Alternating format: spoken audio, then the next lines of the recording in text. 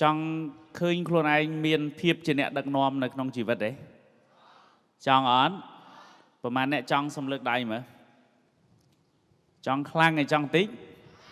ok good on lọ tè đây bỏ xa tôi khuôn anh chẳng chùm niên computer lấy che nữ Squall computer ấy group ní squall computer nè tại mình bảo có ta group ní che prao computer thế tao nè khi dương từng ngọc ní squall computer phần tái ở đăng than ở trong computer nâng ai đặt program ấy bàn khla nè khla miên computer đái phần tái miên ta program Word Excel thom đài Windows thom đài mày nè nè khla miên program design nè khla miên program cắt to video nè khla miên programสำหรับគ្រប់គ្រង AI អញ្ចឹងបើហែលជាបងប្អូនទាំងអស់គ្នាស្គាល់ computer ប៉ុន្តែអត់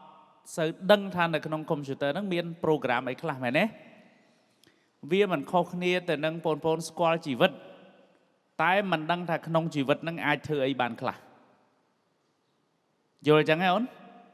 អញ្ចឹងបើចង់ខ្លាយទៅជាអ្នកដឹកនាំបងទៅរៀនបន្តអាហ្នឹងទៀត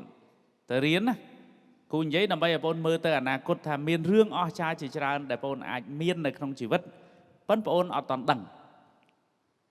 តើណែអូនអ្នកខ្លះគេឲ្យវាយអត្ថបទមកទំព័រធ្វើ CV មួយគាត់ចំណាយពេលវេលាមួយថ្ងៃ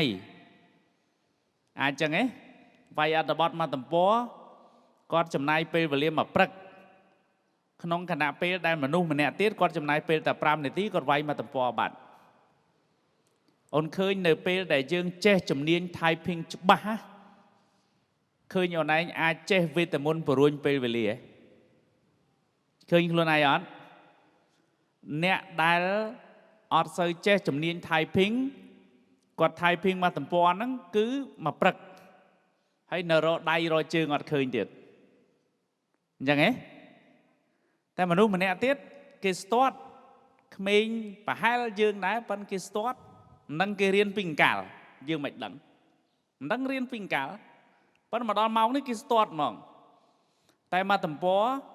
គេវាយតែ5នាទីទេអូនឃើញ5នាទីមួយព្រឹកខុសគ្នាអ្នកដែលចេះជំនាញ typing ច្បាស់ប្រៀបដូចគេចេះវេទមន្តពង្រួញពេលវេលាអូនស្គាល់ពង្រួញពេលវេលាមួយធ្វើមកព្រឹកថា4ម៉ោងចោះហើយមួយធ្វើ5នាទីឃើញខុសគ្នាអត់នេះហើយជាសមិទ្ធផលជីវិតដែលបងអូនខុសពីអ្នកដទៃនៅពេលដែលយើងអត់ចេះ skill